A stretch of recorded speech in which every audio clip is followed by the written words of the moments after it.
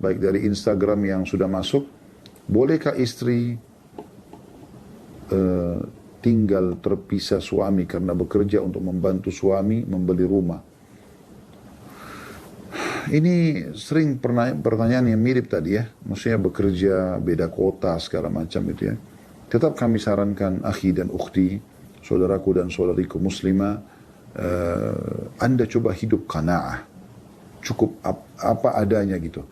Kebersamaan itu mahal, daripada Anda harus bekerja satu di kota mana, satu di kota mana gitu, berbeda. Dan kalian hanya bisa ketemu misalnya sebulan sekali, hanya karena ingin mengejar membeli rumah. Kenapa harus seperti ini gitu?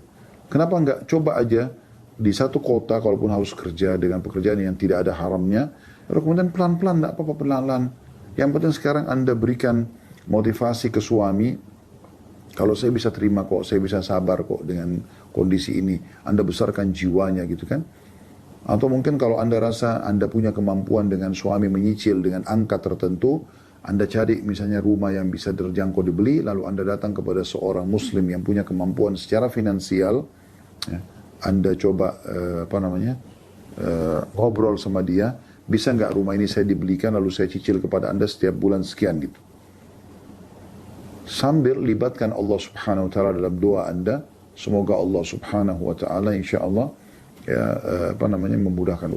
Baik, selanjutnya dari Instagram insyaAllah, bagaimana menghadapi awal pernikahan yang finansialnya sedang anjlok Ustaz? Hidup dengan apa yang ada, akhi dan ukhti. Ya. Saya berharap nanti yang bertanya ini ditulis jenis kelaminnya, laki-laki atau perempuan, walaupun ditulis hamba Allah ya.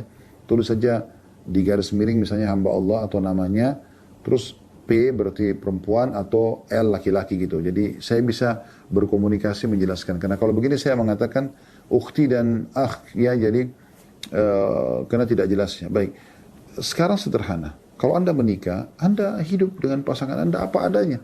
Seorang suami hanya mampu membeli satu bungkus nasi uduk. Ya udah dia makan berdua sama istrinya. Dan istrinya harus bisa mengerti masalah itu. Kan gitu. Jadi nggak usah terlalu terpukul dengan masalah finansial yang sedang anjlok. Anda makan dan hidup semampunya. Anda punya rumah, Anda sedang KPR, tidak bisa dilanjutin. Maka misalnya hilang rumah itu. Anda pindah ke kontrakan. Anda jelaskan baik-baik kepada pasangan Anda kalau memang ini yang terjadi. Apa adanya. Kita bersabar mudah-mudahan Allah bisa gantikan. Maka pindah ke kontrakan atau kos-kosan.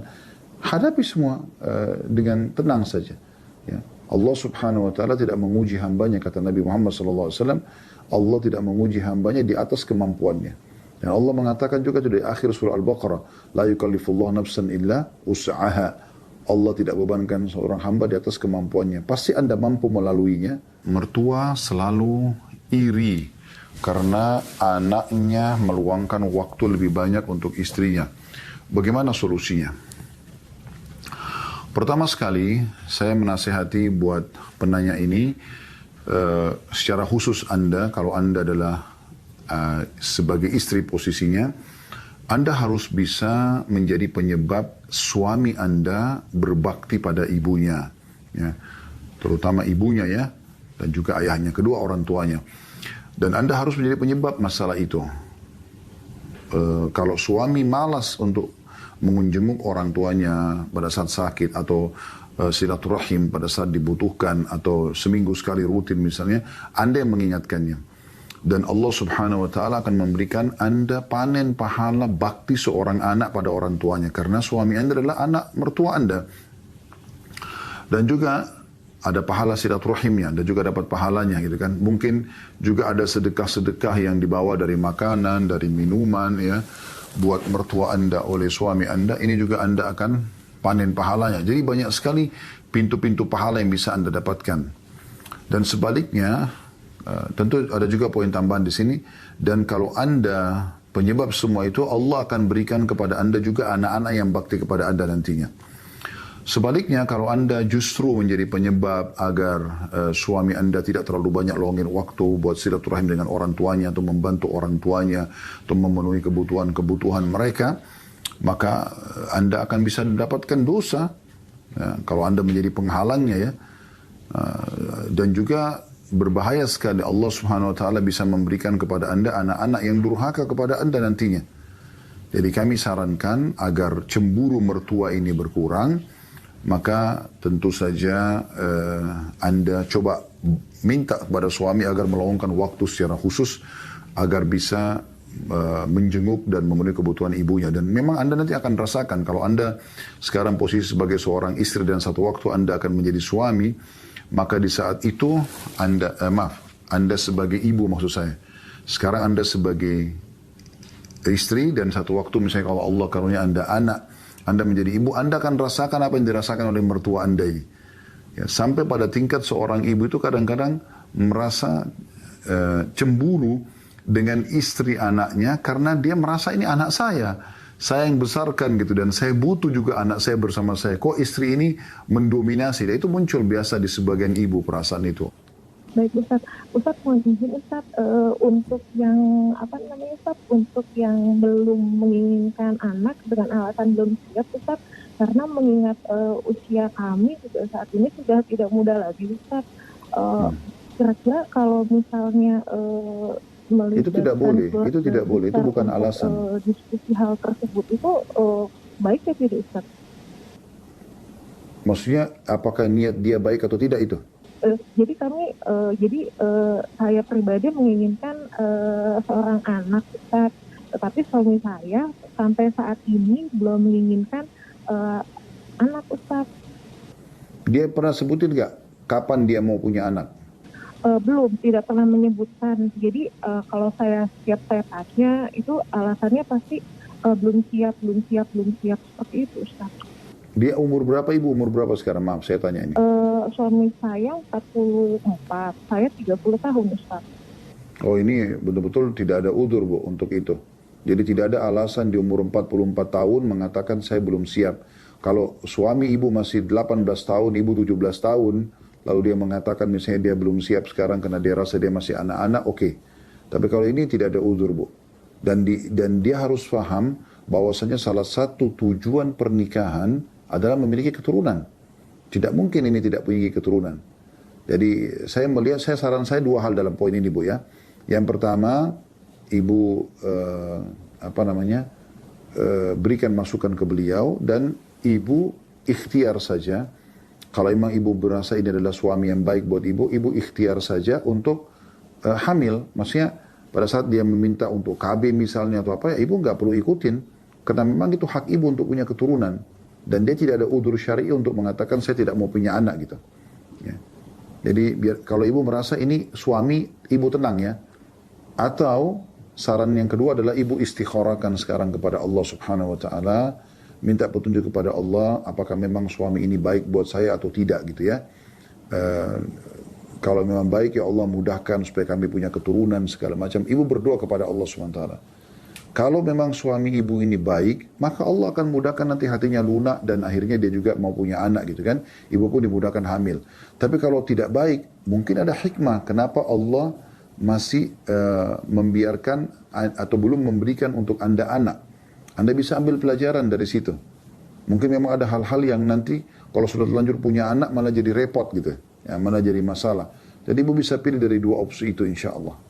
Selanjutnya insya Allah dari WA yang sudah masuk dari hamba Allah, seorang akhwat 42 tahun wirausaha dari Sumatera Utara dari nomor 0896 1379 sekian-sekian. Saya ibu rumah tangga sekaligus membantu perekonomian keluarga. Dikarenakan suami saya tidak bekerja, apakah saya salah jika meminta suami untuk membantu pekerjaan rumah? Karena selama ini saya juga yang mengerjakan pekerjaan rumah. Ibu boleh minta, tapi bukan mewajibkan ya. Ibu boleh minta tolong misalnya ibu lagi cuci baju, ibu minta tolong bisa nggak bantu saya misalnya menyetrika baju yang ini, karena ini kebanyakan saya nggak bisa sementara misalnya ibu punya bayi yang harus ibu juga jaga gitu kan. Nggak mungkin ibu handle sendiri dan suami malah lagi tidak ada kegiatan di rumah, itu boleh saja. Dan saya yakin insya Allah kalau suami yang saleh dia juga akan mencoba membantu terlibat dalam masalah itu. Tapi ibu jangan menganggap itu sebuah kewajiban buat dia ya.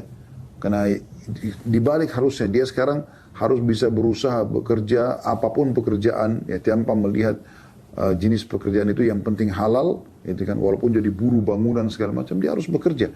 Karena kewajiban dia nggak boleh. Jadi bisa berdosa kalau seorang laki-laki tidak punya udzur syar'i, lalu dia tidak mau kerja, dia cuma malas-malasan. Dia baru coba melamar 1-2 tempat, lalu kemudian dianggap, ya sudahlah, saya tidak punya pekerjaan atau tidak dapat pekerjaan. Ini tidak boleh. Karena banyak pekerjaan yang dia bisa tiba-tiba dapatkan gitu. Saya punya seorang sepupu, semoga Allah jaga beliau, anak dari tante saya. Subhanallah, satu hari pernah dia ingin kerja di Saudi, dan sempat mampir ke tempat kami di Jakarta. Habis itu dia berangkat, subhanallah, dia tidak kenal Jakarta, tidak terlalu banyak tahu Jakarta. Terus dia tanya kepada saya, dia bilang, dia panggil saya kakak, dia bilang, kak ini apa namanya, di Saudi itu pakai uang apa? Saya bilang uang real gitu. Oh, dia bilang, saya kan mau berangkat dalam berapa hari ini, insya Allah saya coba untuk kumpulin uang real. Saya awalnya tidak terlalu engah gitu, saya pikir dia cuma berbicara mungkin kalau ada uang rupiah dia ingin tukar ke real gitu kan.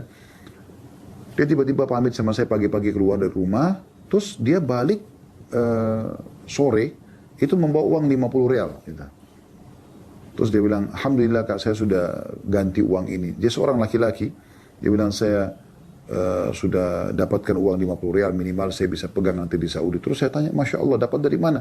Dia bilang, saya tadi kerja, saya jalan cari pekerjaan apa yang kira-kira saya bisa bantu orang, dan alhamdulillah saya dapat uang rupiah, saya langsung kurskan ke real gitu. Artinya begitu mudahnya sebenarnya orang untuk mendapatkan pekerjaan ya. Jadi sayang sekali kalau ada laki-laki yang menjadi pemalas dan pengangguran ini. Dan Umar bin Khattab sangat marah dengan orang-orang seperti ini. Pernah beliau temukan ada orang dulu di masjid, ya selepas sholat, dan Umar tanya, kenapa kalian di sini? Mereka bilang, kami duduk untuk menunggu rezeki Allah maksudnya. Maka Umar marah pada mereka. Umar mengatakan, apakah kalian duduk di masjid seperti ini? Lalu mengatakan, ya Allah berikan saya rezeki tanpa dia berusaha. Sementara dia tahu Allah tidak pernah catatkan langit menurunkan hujan emas ataupun perak. Dia orang harus ikhtiar. Harus orang berusaha. Gitu kan? Jadi orang berusaha mencari rezeki, bekerja. Jadi Anda berikan masukan kepada suami untuk bekerja. Kecuali dia punya udzur syari. Udzur syari itu alasan syari ya. Sakit misalnya, yang sakit memang tidak memungkinkan dia bekerja, ya, buta matanya, ya, lumpuh, ini semua masuk udzur ya. Atau maaf hilang akal, gila, ya.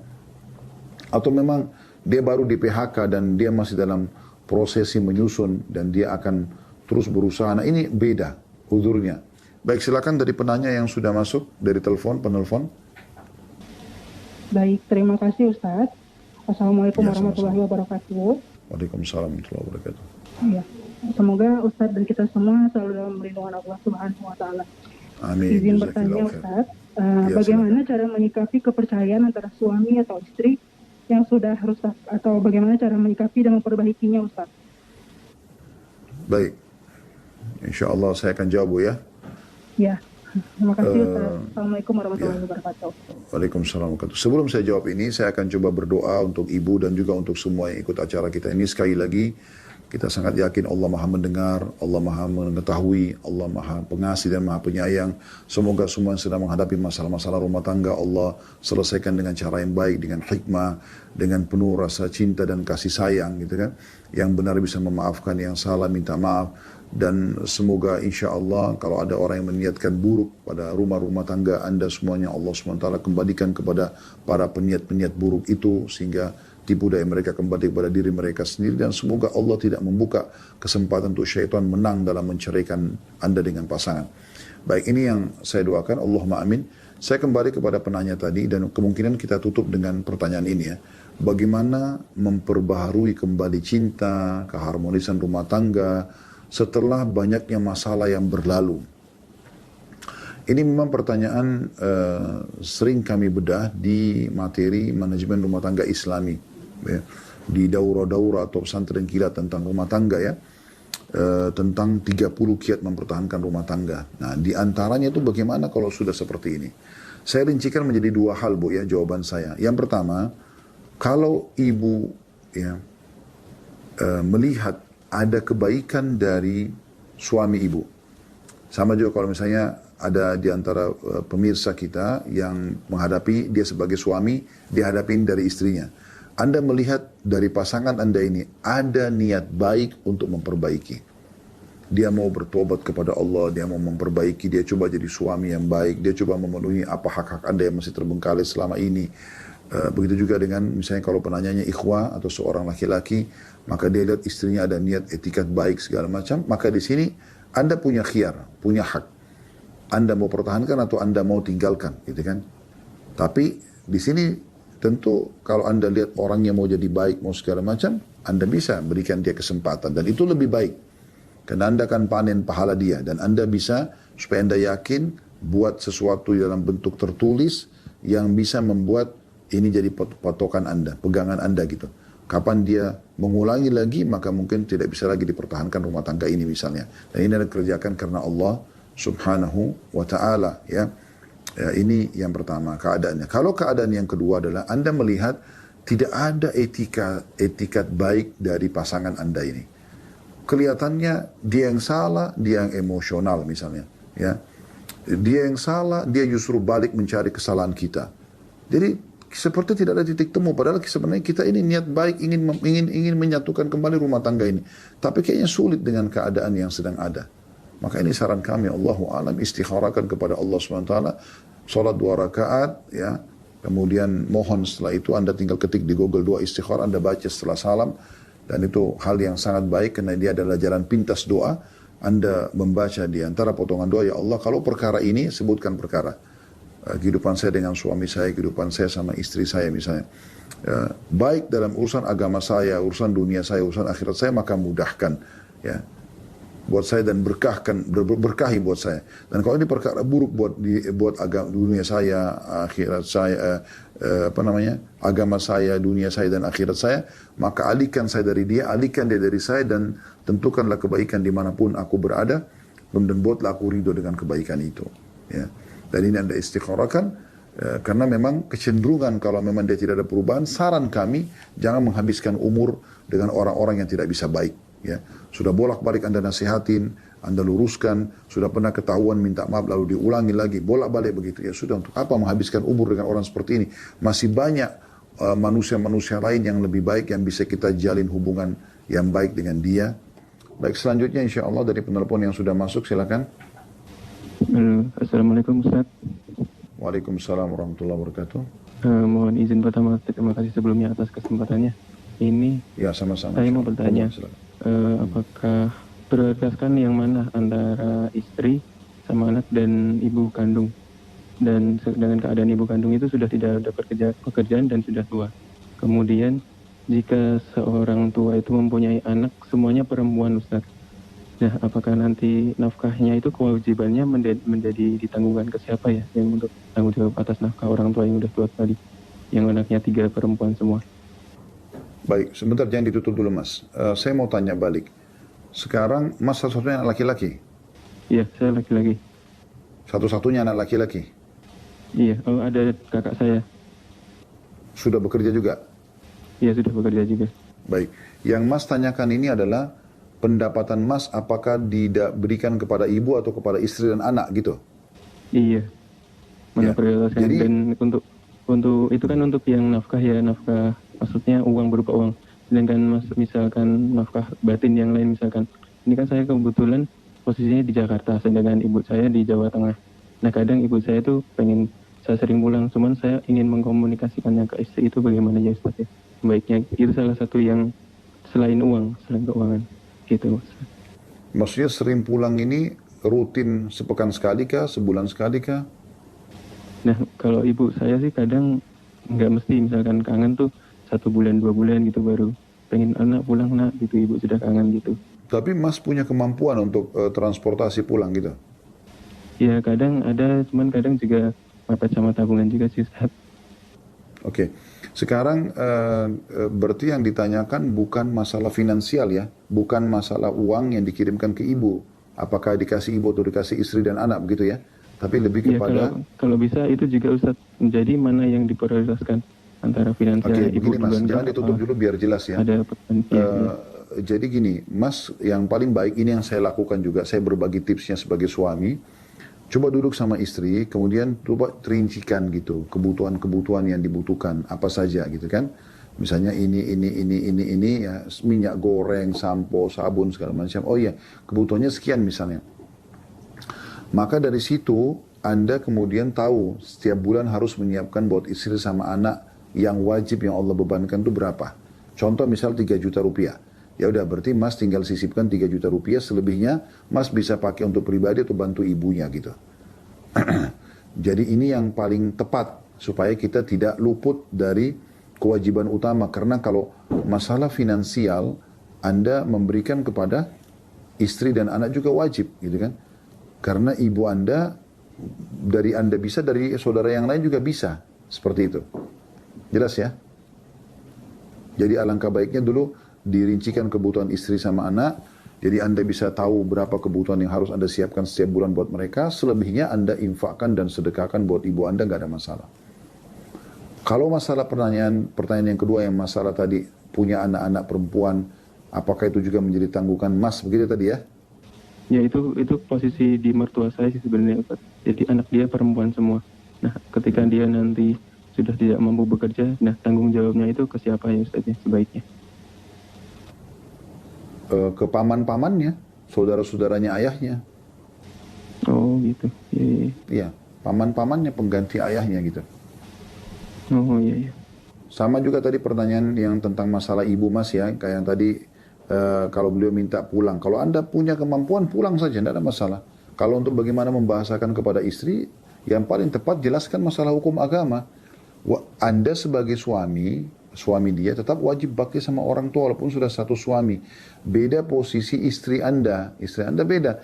Karena dia memang begitu menikah dan berstatus istri, maka kewajiban baktinya nomor 1 kepada suami.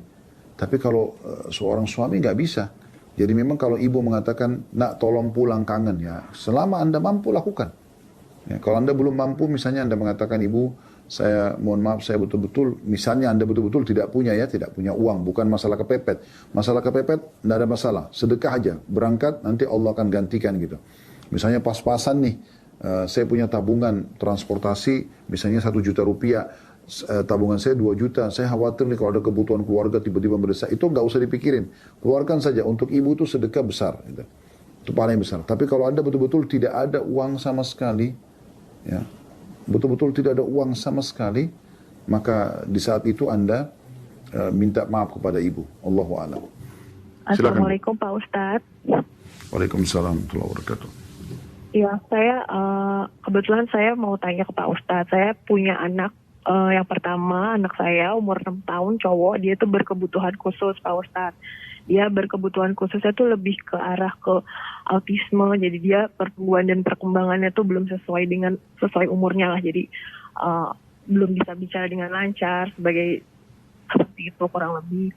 Nah, yang ingin saya tanyakan, apakah dengan memiliki anak berkebutuhan khusus seperti itu merupakan ujian atau cobaan bagi saya dan suami, atau apakah itu akibat dari dosa yang pernah saya dan suami kerjakan tanpa kami juga tidak tahu, tanpa kita sadari gitu, misalnya pernah menyakiti hati orang atau seperti itu, atau bagaimana Pak Ustadz? Lalu yang kedua, kira-kira amalan apa Pak Ustadz yang bisa kami kerjakan untuk kami inginnya dia itu tumbuh berkembang dengan sempurna gitu, bisa sembuh, karena saya juga sering dengar ceramah Pak Ustadz bahwa tidak ada penyakit yang tidak bisa disembuhkan kecuali penyakit tua. Jadi saya inginnya kira-kira amalan apa yang bisa menyembuhkan anak ini gitu Pak Ustadz. Terima kasih banyak. Wassalamualaikum warahmatullahi wabarakatuh. Waalaikumsalam warahmatullahi wabarakatuh. Yang pertama tentu itu cobaan dari Allah subhanahu wa ta'ala. Ya. Bisa sebabnya karena dosa Anda lakukan atau murni cobaan. Itu Anda sama suami bisa lebih jadikan sebagai bahan introspeksi diri. Ya. Apakah memang pernah ada dosa Anda lakukan? Allahu alam. Tentu saya tidak sebutkan Anda contoh, ada orang lain, kasus lain misalnya, Allah uji setelah dia menikah dengan ribut rumah tangganya, punya keturunan yang durhaka sama mereka atau punya penyakit, mungkin karena pendapatan mereka haram atau pernah mereka melakukan perbuatan perzinahan sebelum menikah. Ya, ini bisa terjadi.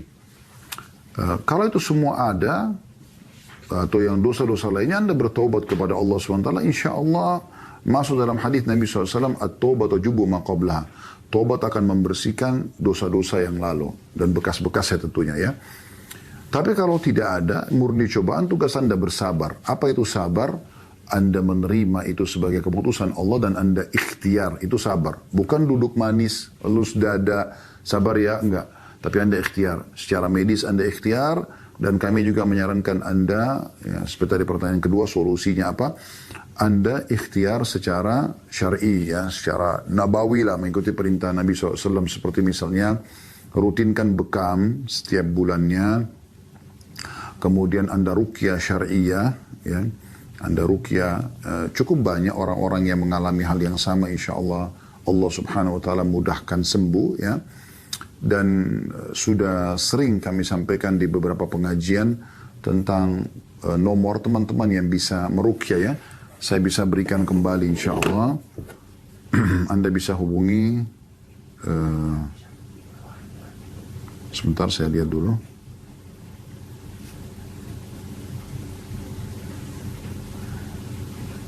Bisa menghubungi Ustadz Husain Hafidahullah, salah satu peruqyah, di nomor 0813 170 96 419. Saya ulangi, 0813 170 96 419. Ini yang saya ketahui. Kemudian Anda juga bisa hubungi Ustadz Sahal di 0812 9436 9722. Saya ulangi, 0812 9436 9722. Insya Allah nanti Anda coba, ya, ikhtiar untuk meruqyah dengan teman-teman ini.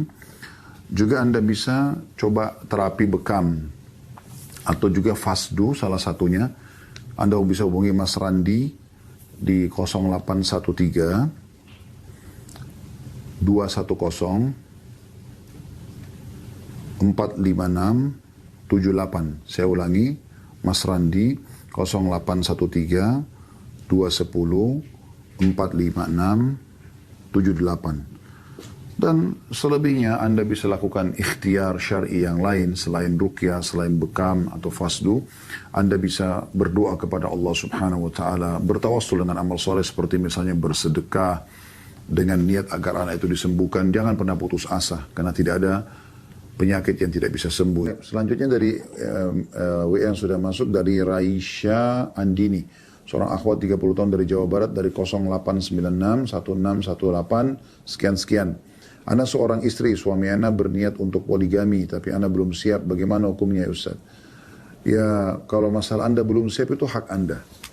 Itu hak Anda. Boleh Anda mengatakan saya belum siap gitu. Pernah ada seorang akhwat konsultasi kepada kami tentang masalah ini gitu. Lalu saya tanya, apa masalahnya? Kenapa belum bisa menerima poligami? Jadi alasan dia, karena kalau kita sudah dengar alasannya bisa kita berikan jawaban. Alasannya dia, saya takut nanti suami saya beralih cintanya. Perhatiannya lebih kepada istri yang kedua. Saya takut nanti saya diceraikan atau saya ditinggalkan. Ya. Saya takut dia berubah gitu. Oke? Ini alasannya. Ada alasan lain? Nggak ada. Baik. Saya bilang, kenapa Anda tidak duduk sama suami? Karena ibu itu mengatakan, suami saya ini hampir setiap hari bicara masalah dia mau poligami. Tapi dia nggak langsung poligami, dia masih bicara sama istrinya. Saya mengatakan itu berarti tanda kebaikan karena suami Anda mau Anda tahu dan terlibat gitu.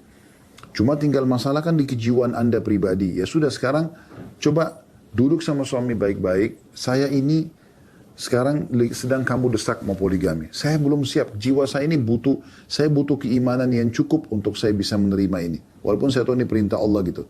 Baik, saya takut kamu nanti setelah menikah lebih cenderung pada istri yang sana. Bagaimana kamu tenangkan saya dalam masalah itu? Minta jawaban dia. Kalau dia bilang, oh enggak, saya tidak akan berubah, saya akan begini. Oke, saya mau dalam bentuk tertulis. Tertulis misalnya, ditulis saya, fulan, namanya suami fulan ini, dan meminta pada istri saya agar saya diizinkan, atau saya ingin poligami, ya gitu. Kemudian, dan saya berjanji, saya sudah menikah pun saya tidak akan berubah.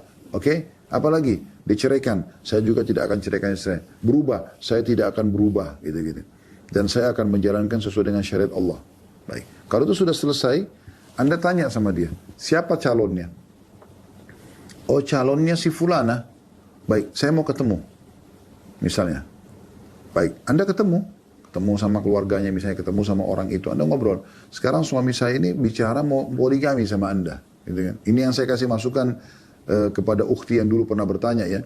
Saya bilang coba duduk sama perempuan itu lalu tanyakan. Suami saya ini bicara mau poligami, benar gak sama Anda? Dia bilang iya, baik. Anda sudah tahu tuh poligami apa? Gitu kan. Poligami itu adalah perintah agama dan harus ada hukum-hukum. Ini juga perlu ditambahkan di poin suami tadi ya. Jadi sebelum Anda menghilangkan syubhat Anda tadi, ya misalnya takut ditinggalkan, Anda perlu poin pertama tadi saya lupa ya, luput dari saya. Alhamdulillah Allah ingatkan. Anda bilang sama dia, ini sudah tahu poligami belum? Poligami itu harus wajib dari sisi nafkah. Kalau mabit wajib juga, tapi kecuali ada toleransi, pemilihan malam gitu kan. Apakah sehari-sehari atau misalnya disepakati hari-hari tertentu atau beberapa hari itu tergantung. Tapi kalau nafkah wajib sama gitu. Apa sudah tahu ini hukumnya? Sudah tahu hadis Nabi SAW kalau ada orang berpoligami, punya dua orang istri, kemudian dia cenderung pada salah satunya dia bengkalikan nafkahnya yang satu dan segala macam. Itu akan datang sementara sisi tubuhnya yang sebelah miring. Kalau suami Anda mengatakan baik saya sudah tahu saya akan begini dan begitu, tulis dalam kesepakatan ya. Nanti pakai materai dia tanda tanganin. Kemudian calon istri suami Anda. Ini kalau Anda mau tenang, lalu ngobrol, suami saya bicara masalah poligami dan dia mengatakan, Anda calonnya betul gak? Iya betul. Baik. Sudah tahu belum poligami itu? Sudah tahu. Poligami itu begini loh. Kalau perlu ada artikelnya dibaca gitu kan. Oke. Sudah paham ya? Sekarang saya ini sebagai istri pertama, saya merasa khawatir suami saya berubah. Dan suami saya sudah buat perjanjian, dia tidak akan berubah cinta dia kepada saya. Dia tidak akan berubah. Dia tidak akan menceraikan saya dengan pernikahan sama kamu. Ini ada tanda tangannya. Sepakat tidak? Setuju dengan ini? Kau datang bukan untuk merusak rumah tangga kami, tapi menjadi bagian dari rumah tangga kami. Iya, saya setuju. Saya janji saya tidak akan mengganggu, saya tidak akan begini. Oke, tulis dalam bentuk materai. Setelah ditandatangani dalam bentuk materai, di situ ada suami Anda, ada dia, ada walinya si perempuan itu. Ya, sudah selesai begitu. Oke, Anda bilang sama mereka semua, izinkan saya untuk istikharah. Saya butuh waktu 2 hari, 3 hari, 1 minggu. Saya akan ibadah kepada Allah SWT minta petunjuk. Kalau hati saya tenang, Alhamdulillah. Gitu. Maka Anda, apa yang menjadi syubhat buat Anda yang bisa syaitan tunggangi, Anda sudah hilangkan dengan komunikasi dengan dua belah pihak ini. Gitu. Anda juga minta kepada istri Anda, suami Anda minta juga kepada orang ini, calon istri ini, untuk istikharah juga. Kalau semuanya tenang setelah beberapa hari setelah itu, maka bismillah Anda juga kalau menjadi penyebab itu, Anda akan panen semua pahala dari pernikahan suami Anda dengan istri yang kedua itu. Seperti itu, Allahu a'lam yang jauh lebih baik gitu kan. Atau kalau opsi lain, ya Anda tidak punya solusi lain, kecuali memang Anda istikharahkan kepada Allah Subhanahu wa ta'ala juga. Anda minta, kalau Anda tidak mau tadi opsi yang saya tawarkan ya, bilang dalam salat istikharah Anda, dalam doa Anda, ya Allah saya ini belum mampu. Maka mungkin pilihkan buat hamba ini jalan yang terbaik. Kalau ini baik mudahkan, kalau ini buruk buat hamba maka gantikan saya dengan suami yang lain misalnya. Karena tidak ada opsi lain. Baik, selanjutnya insya Allah silakan telepon yang sudah masuk. Ya, Assalamualaikum warahmatullahi wabarakatuh, Ustaz. Waalaikumsalam warahmatullahi wabarakatuh. Ya, silakan. Ya, Ustaz, saya mau bertanya, di dalam suatu pernikahan, jikalau seorang istri dari suami sah melakukan perselingkuhan dan perzinahan, sampai seorang istri tersebut mengandung atau hamil anak hasil zina, pada saat mengandung itu sang istri mengajukan perceraian kepada suami sahnya, Ustaz, tanpa suaminya mengetahui bahwa istrinya menyembunyikan suatu aib tersebut. Pertanyaannya adalah bagaimana hukum perceraiannya yang terjadi antara istrinya tersebut dengan suaminya, dan apakah aibnya itu akan terus tertutupi saja, dan apakah yang kedua, setelah perceraian dan masa iddahnya, apakah orang tua dari perempuan tersebut harus segera menikahkan anak perempuannya dengan laki-laki yang menghamilinya, ya Ustaz? Baik, saya sudah paham insya Allah. Jadi gini Bu ya, kalau Ibu mau lebih jelas, lebih baik jangan diputuskan, nanti bisa ditanyakan lagi kalau belum tepat atau belum tuntas jawaban saya. Jadi ini pepatah bahasa Arab mengatakan istilah kalau dua keburukan dikerjakan dalam satu kegiatan, akhasafan wa su'akila. Apakah sudah kurma kering kemudian curang lagi di timbangannya? Kenapa saya bahasakan istilah ini, Ibu? Semestinya istri ini tidak boleh mengajukan cerai dari suaminya karena suaminya tidak bersalah. Harusnya dia justru bertobat kepada Allah Subhanahu wa taala, memohon ampun kepada Allah Subhanahu wa taala, kemudian dia kembali berbakti dan berbuat baik pada suaminya tanpa dia harus ceritakan sudah. Ya. Cuma memang di sini alangkah baiknya dipastikan kalau nanti anak ini ya ada baiknya kalau dia memang dites DNA juga ya. Tapi yang kami ketahui sebenarnya kalaupun terjadi seperti ini al-waladu lil firash kata Nabi SAW. Anak itu walaupun dari hasil perselingkuhan si istri tetap dinisbatkan kepada si ayah. Jadi suami Anda tidak bersalah, suami yang maksud yang ibu maksudkan ini ya. Tidak bersalah. Kenapa harus diajukan perceraian? Mungkin dia cinta sama istrinya. Dia tidak berdosa gitu. Kenapa seorang istri harus justru sudah selingkuh, perbuatan salah, buruk nih. Tambah lagi dia mau cerai sama suaminya, buruk lagi nih. Dan ini bisa masuk dalam hadis Nabi SAW.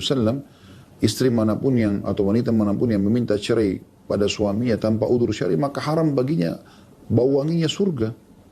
Nggak boleh ini. Gitu kan? Itu poin dulu. Jadi harusnya dia tidak bercerai. Ya kalau ini yang sedang ditanyakan belum bercerai jangan cerai. Kecuali suaminya memang yang mau menceraikan dia. Dan anak itu kalau lahir dinisbatkan kepada suami dia yang sah. Tidak dinisbatkan kepada selingkuhannya itu. Itu yang pertama. Yang kedua, segera taubat ini. Si pelaku ini. Kenapa harus selingkuh? Anda sudah punya suami. Apa manfaatnya gitu? Sementara memang dalam Islam tidak bisa poliandri, nggak bisa orang ada dua laki-laki. Allah menciptakan wanita itu hatinya terarah kepada satu orang. Beda dengan laki-laki yang Allah buka bagi mereka pintu poligami. Mereka mungkin masih bisa membagi hatinya. Kalau bagi wanita itu tidak boleh. Maka kenapa dia bisa buka? Otomatis nanti dia tidak akan setia sama suaminya. Dia tidak akan merasa puas dengan suaminya dan segala macam hal. Ya, karena ada laki-laki ini. Oleh karena itu tutup ini. Blokir laki-laki itu. Jangan lagi buka hubungan dengan dia gitu kan. Bertobat langsung kepada Allah itu kalau saran kami. Ini kalau belum terjadi perceraian. Tapi kalau sudah terlanjur diajukan perceraian dan sudah terjadi perceraian, ya, maka tetap saran kami bertaubat kepada Allah Subhanahu wa taala, si pelaku ini, si istri ini bertaubat kepada Allah Subhanahu wa taala dan dia harus tahu kalau anak ini dinisbatkan kepada suami dia. Yang pertama, karena memang kata Nabi SAW, al-waladu li firash. Anak itu dinisbatkan kepada pemilik ranjang yang sah, walaupun sekarang sudah cerai. Karena di saat dia hamil dari selingkuhannya itu, dia masih status istrinya, suaminya yang sudah bercerai itu. Ya, itu harus difahami. Jadi jangan dia setelah masa iddah lewat, kemudian dia nikah sama laki-laki selingkuhannya itu, lalu nanti pada saat dia melahirkan, anaknya dinisbatkan kepada laki-laki selingkuhannya. Itu tidak bisa. Walaupun setelah dites DNA ternyata memang spermanya si laki-laki suami dia yang kedua nanti. Tetap tidak boleh. Allahu a'lam. Itu yang dari kami. Sudah jelas, Bu? Untuk orang tua kami diwalikan saja atau memakai wali hakim, Ustaz? Soalnya orang tua maksudnya si perempuan yang selingkuh ini gitu? Sangat murka kepada kakak kami kebetulan. Jadi orang tua si perempuan ini murka sama anaknya gitu? Iya, betul. Baik, saya mau tanya, ini sudah cerai atau belum ini? Sudah, Ustaz, sudah melahirkan juga, Ustaz. Sudah melahirkan juga? Iya. Ya sudah, dia tinggal taubat nasuha, tapi dia harus tahu anak itu dinisbatkan kepada suami dia yang sudah cerai. Itu poin penting. Iya, saya sudah jelaskan tidak ada nisbatnya, tapi kata kakak saya karena butuh akta kelahiran, jadi beliau harus menikah. Jadi dia harus itu anak dinisbatkan ke suami yang sudah cerai, Bu? Ya. Jadi walaupun lahir nanti, itu dikenakan dia cerai sementara dia masih hamil kan? Iya. Iya, dan itu sebenarnya perceraiannya sah tapi masa iddahnya sampai dia selesai melahirkan. Dan itu tetap, anak itu kalau lahir dinisbatkan ke nama suaminya dia itu, Bu. Jadi tidak bisa dinisbatkan ke laki-laki lain. Atau jangan dikatakan tidak ada penisbatan. Yang tidak ada penisbatan pada laki-laki itu kalau murni zina. Tanpa status istri. Misalnya ada gadis, dia berzina sama seorang laki-laki, naudzubillah, lalu hamil. Ya. Nah, dia tidak punya suami memang. Maka anak itu dinisbatkan kepada si perempuan ini. Ya. Tapi kalau dia status istri, maka walaupun dia selingkuh dan dia hamil dari selingkuhannya, anak dari selingkuhan itu pun tetap dinisbatkan kepada suami dia. Allahu a'lam, itu yang kami ketahui. Jelas, Bu, ya? Jelas, Ustaz. Terima Baik. kasih, Ustaz. Mohon doanya Ya, untuk sama-sama. orang tua kami. Jazakallahu Baik, insyaallah. khairan katsiran. Wa iya. Assalamualaikum.